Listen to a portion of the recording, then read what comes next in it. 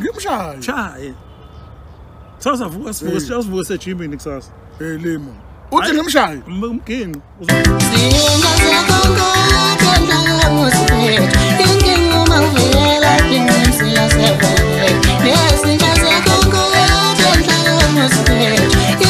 Ngikubingelele ngiphinde ngikwamukele embukelweni Ndobane TV. Siyathokoza ukuthi ususubscribe kule channel yakho ngaphambili. Kuyintokozo kakhulu kuba nawe mfowethu osasijoyina ukuqala kule channel yethu. Sacela mfowethu ukuthi usubscribe ukuze ungaphutha nayo yonke video esifakayo kule channel yethu. Nazi engiza nazo engithatha kumthombo othembekile. Sekuqubuke udlame lapha naphakathi kwaMjosti benongizwe umlando vokaMcuno. Lokhu kulandela ngenkathi kade ungizwe ekhipha ivoice note lapha kade egadla lapha kuMjosti esho ungizwe ukuthi uMjosti useyacomplaina njengamanje ukuthi uquality kanye naye ungizwe sekuyibona sebehlekisa njengamanje sekuyibona sebethatha umsebenzi wamahlaya njengamanje kahle ibusiness lo somahlaya njengamanje sethathwa yibona ngaphambi kokuba ngiqhubeka kakhulu umbukelo othandekayo ake uze ukuthi ngabe ungizwe ngempela utheni kule voice note Etabi lokho kuMjosti nezwe elihadlazela engathi lokushumayela emathendeni anginasalaza mina ekuphupheni kwakho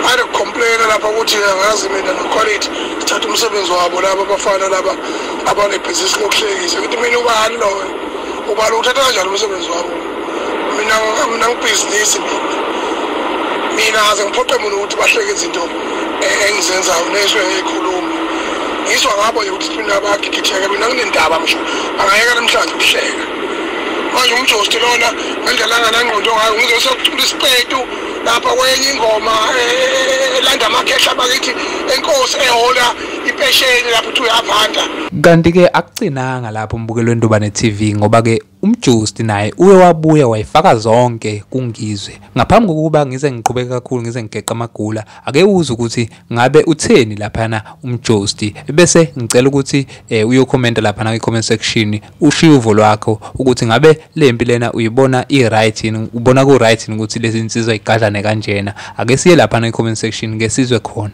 bese ngisimina nani asibonaneni ngokuzayo umuntu olapho ungizwe nceke kuyofanele ngempela athole intuthane esinde kumuntu wesifazane ethi uyanyathela kube umuntu wesifazane futhi okhulele Ngeke uyalwa nje. oyinxele Hayi ngeke. ebese nceke ukutholakala inyosi embili enye ingena emgodini enye yaphuma ziphambana Empambanweni nomgodi. empambanweni omgodi ngoba kukhona ukuphambana okukhona lapha ngingizwe ebese etholela lo muthi ekuthiwa ijwambo Yini jwambo? ijwambo omunye umuthi otholanga ngaphansi kwebridge uthukela maqeda kuduma kuba nejwambo kodwa meke waphela 5 minutes ungalikhile liyanyamalala lihlanganiswe bese yagqunyiswa ngizwe noma insuku nje ezu90 agquma nje Hayi ngeke nceke uqinisa kakhulu kanti phela umfana lo. hayi azikakhala ngikakhala hayi ngikakhala uthe wena singagadli nje kulona uyazi ke mase hlanjululwa kuleyo nto ahlanjululwe ngani utholakala umjuluko kaKhuzana Indlamlenze yonke.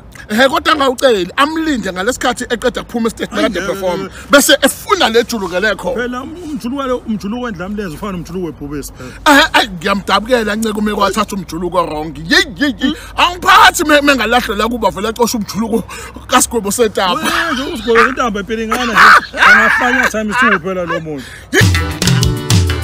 Ngizedlulisa ithuba lenjabulo kusitha